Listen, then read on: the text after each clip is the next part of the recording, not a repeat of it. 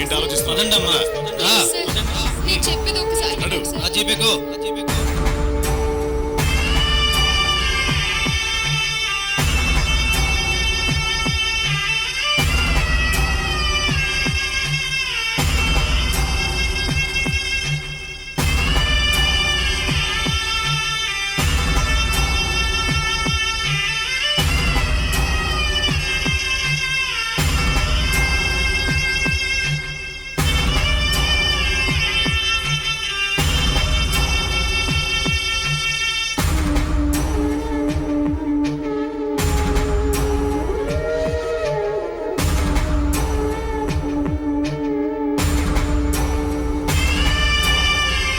ఆ అమ్మాయి ఎవరో గానీ ఫైన్ కట్టలేక ఉంగరం ఇచ్చేస్తుంది.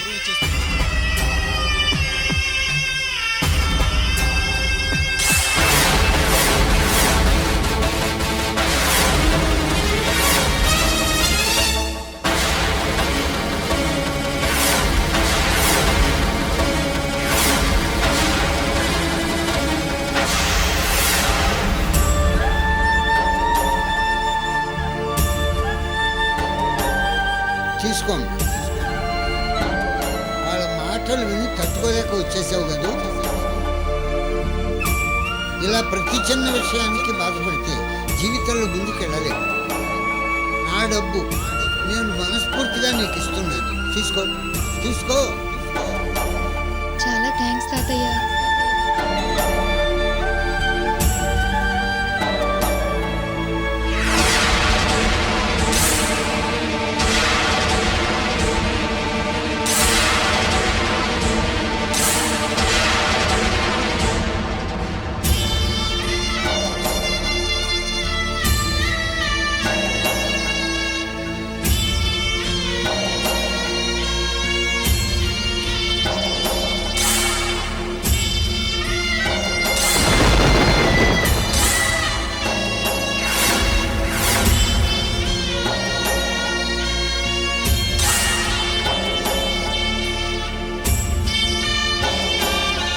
విక్రమ్బాయ్ మీ నాన్నని కిడ్నాప్ చేశాడు.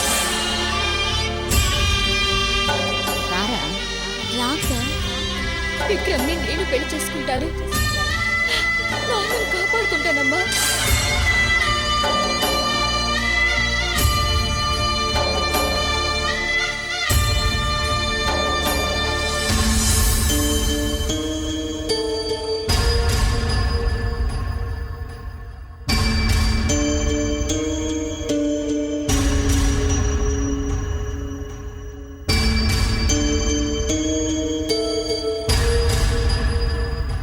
అమృత,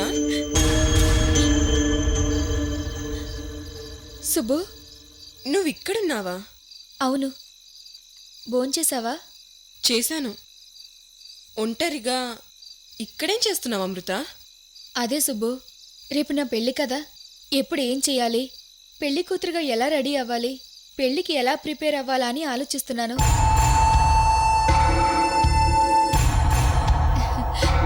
అమ్మయ్యా, నువ్వు వచ్చావు కాబట్టి సరిపోయింది. అన్నీ నువ్వే చూసుకుంటావు.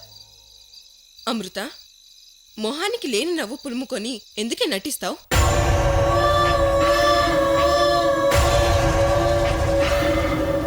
నీ మనసులో ఉన్న బాధని తెలుసుకోలేనంత అమాయకురాలనైతే కాదే.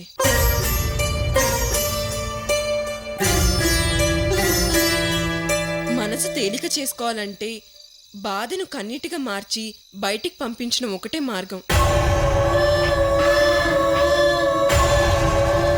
కానీ ఇప్పుడు ఆ బాధను కూడా బయట పెట్టుకోవడానికి కష్టంగా ఉంది కదూ. అబ్బే, అదేం లేదు సుబ్బు. చందమామ ఎంత బాగుందో కదా అని చూస్తున్నాను. ప్లీజ్ అమృత, ఈ రోజైనా కనీసం అమృతలాగా ఉండవే. కాలేజ్లో హాస్టల్లో నేను చూసిన అమృతలాగా మాట్లాడవే. ఆ అమృత ఎప్పుడూ చచ్చిపోయింది సుబ్బు. ఇప్పుడు నీ ముందు నిలబడింది వట్టి బొమ్మ మాత్రమే. గతం గుర్తు చేసుకుంటుంటే అన్నీ గాయాలు భయాలు తప్ప నాకేం మిగల్లేదు సుబ్బు. మరలాంటప్పుడు నీకు నువ్వుగా మళ్ళీ కష్టాల్లోకి వెళ్ళిపోతున్నావు కదే. ఆ విక్రమ్ దగ్గరికి వెళ్ళి లొంగిపోవడం, కష్టాలకి కన్నీళ్లకు నా జీవితానికి ముగింపు సుబ్బు. కల్లోలాన్ని తనలో దాచుకొని ప్రశాంతంగా ఉంటుంది సముద్రం. ఇప్పుడు నీ పరిస్థితి అలాగే ఉంది. అందుకే నువ్వు ఇలా ఆలోచిస్తున్నావు.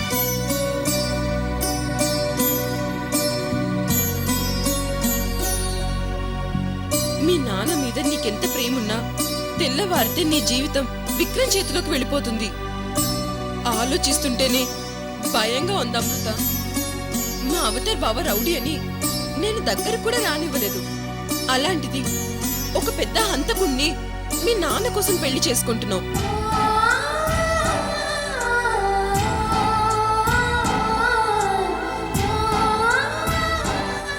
ఎవరు చేస్తారా ఈ త్యాగం?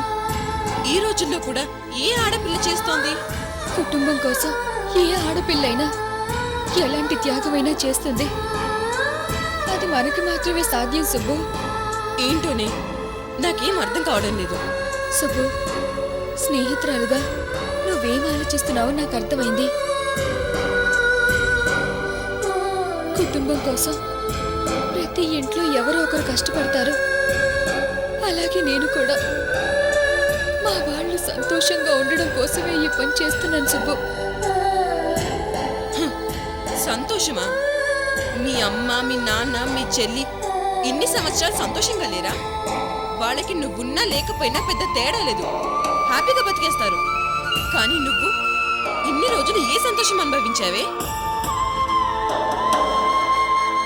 నువ్వు నా స్నేహితురాలు కావడం గొప్ప సంతోషం కాదా? నిజంగా నువ్వు చాలా గ్రేట్ సుబ్బు. టాపిక్ మార్చకే. లేదు సుబ్బు, నేను వెళ్ళబోయే ముందు నీతో ఈ విషయం చెప్పాలనుకున్నాను.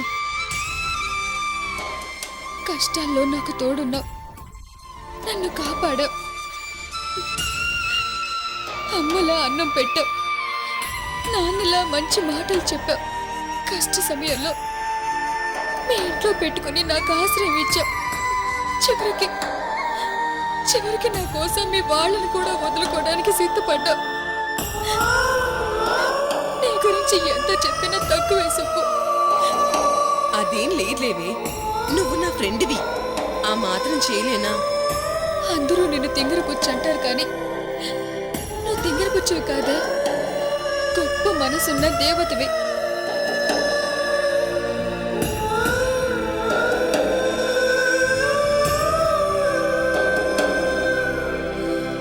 ఈ అమృత కష్టాల్లో చివరి వరకు తోడున్న గొప్ప స్నేహితురాలివి నువ్వు.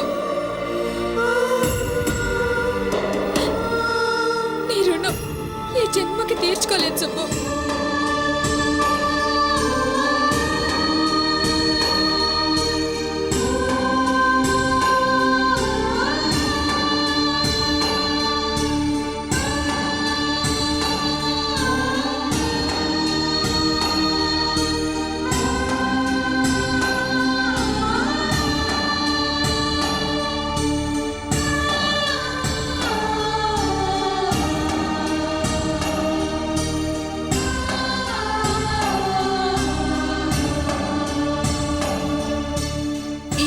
స్నేహితురాల మీద నీకు నమ్మకం ఉంది కదా, అందుకే నేను చెప్పినట్టు వినవే.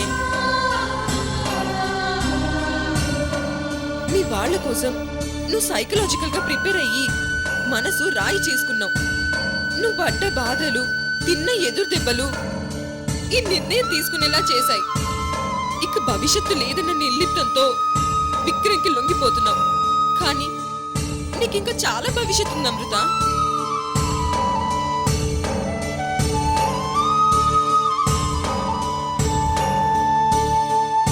హఠాత్తుగా సుబ్బలక్ష్మి మళ్ళీ ఎందుకు ఇలా మాట్లాడుతుందని అనుకోవద్దు. చివరి క్షణం వరకు ఈ పెళ్లి ఎలాగైనా ఆగిపోతుందని నా స్ట్రాంగ్ ఫీలింగ్.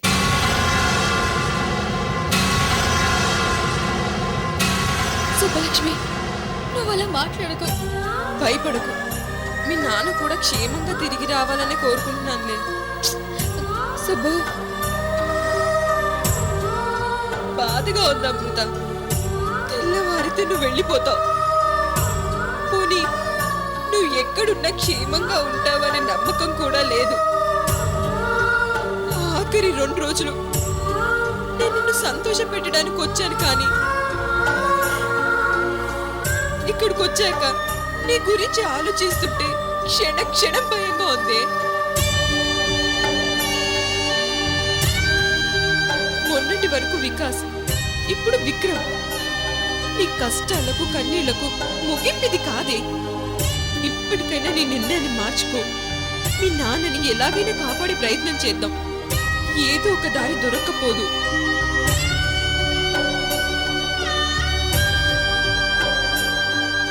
నా మాట విను. మీ అమ్మ మీ చెల్లి ఇద్దరు రూమ్లో పడుకొని ఉన్నారు. మనం ఇంట్లోంచి వెళ్ళిపోదాం.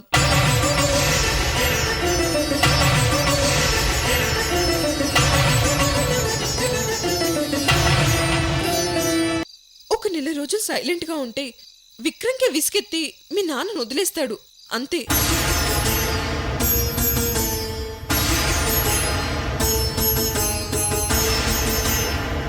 అమృత, నువ్వు ఎన్ని కష్టాలు పడ్డావో, ఎన్ని అవమానాలు భరించావో నాకు తెలుసు. ఇప్పుడు నువ్వు మొండిగా నిర్ణయం తీసుకొని విక్రమ్ దగ్గరికి వెళ్ళిపోతే నీకింక భవిష్యత్తు లేదే.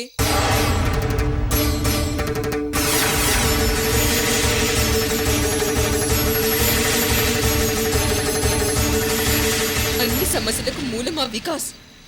ఆ రోజు రేణుక బదులు నిన్ను కిడ్నాప్ చేసి నీ జీవితాన్ని నాశనం చేశాడు.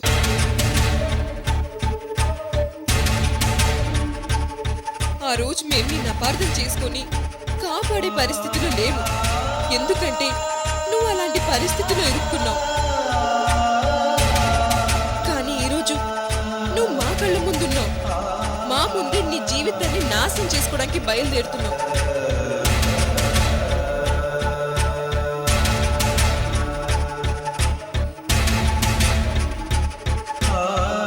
అసలు సమస్యను వదిలేసి అర్ధాంతరంగా వెళ్ళిపోతున్నావు. మనం వికాస్ దగ్గర నుండి సుబ్బు, ప్లీజ్, నువ్వు మళ్ళీ నన్ను గతంలోకి తీసుకువెళ్ళకే.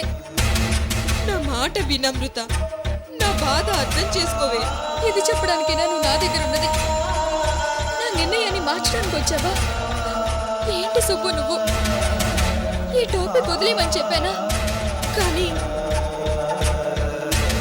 ఎందుకో నేను ఇంకా కన్విన్స్ కాలేకపోతున్నానే. శుభలక్ష్మి, ప్రతి మనిషికి కొన్ని లక్ష్యాలుంటాయి. నా ముందు ప్రస్తుతం ఉన్న లక్ష్యం మా నాన్న.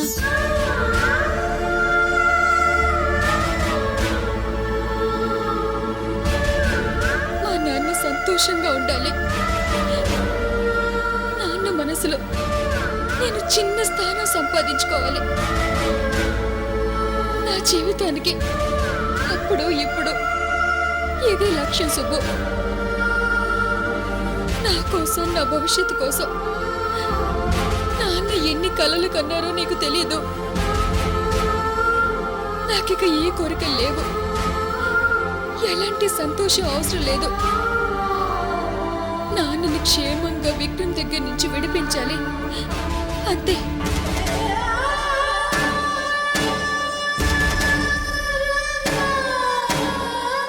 అమృత, నువ్వు మళ్ళీ ఎంత ప్రాధేయపడ్డా నా నిర్ణయంలో మార్పు లేదు.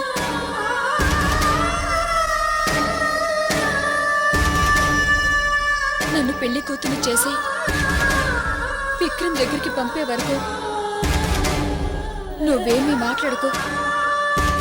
ఒకవేళ నువ్వు ఇలా మాట్లాడుతున్నావు అని తెలిస్తే అమ్మ చెల్లి ఇంకా భయపడిపోతారు, సరేనా? సరే, మాట్లాడు.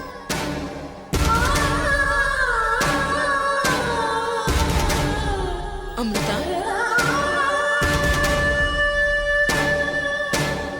ఆడపిల్లకి పెళ్ళనేది ఒక కొత్త జీవితాన్ని, అందమైన భవిష్యత్తునిస్తుందంటారు. కానీ నీ విషయంలో మాత్రం అలా కాదే. నువ్వు చెప్పింది నిజమే. మనం హాస్టల్లో ఉన్నప్పుడు నాకు మంచి సంబంధం వచ్చింది. ఇంట్లో అందరూ పెళ్లి చేసుకోమన్నారు. ఆ రోజు పెళ్లి చేసుకునుంటే పరిస్థితులు ఇలా ఉండేవి కాదేమో.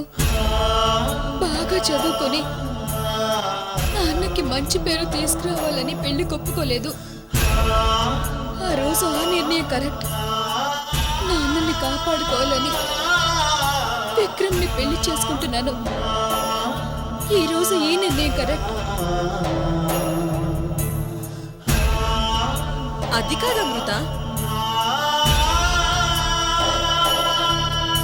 కాలేజీలో ఉన్నప్పుడు ఎన్నో కలలు కన్నా అవన్నీ నెరవేరాలంటే చాలా అదృష్టం ఉండాలి సుబ్బలక్ష్మి.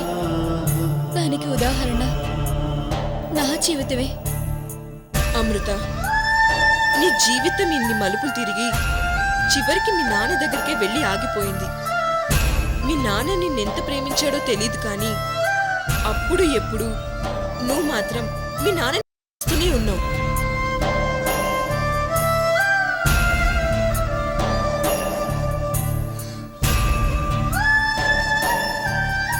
ఎందుకో తెలుసా, మీ నాన్న మీద నీకెంత ప్రేమ ఉందో ఈ రోజు నిరూపించుకున్నావు. నువ్వు ఏ తప్పు చేయకపోయినా శిక్షను అనుభవించావు. మీ నాన్న ఈ విషయం ఎప్పటికైనా తెలుసుకొని దగ్గరికి తీస్తాడని వెయిట్ చేశావు. ఎన్నో కష్టాలు భరించావు. ఈరోజు మీ నాన్న ప్రాణాల్ని కాపాడుతున్నావు. నువ్వు అనుకున్న నీ లక్ష్యాన్ని నువ్వు చేరుకున్నావు అమృత.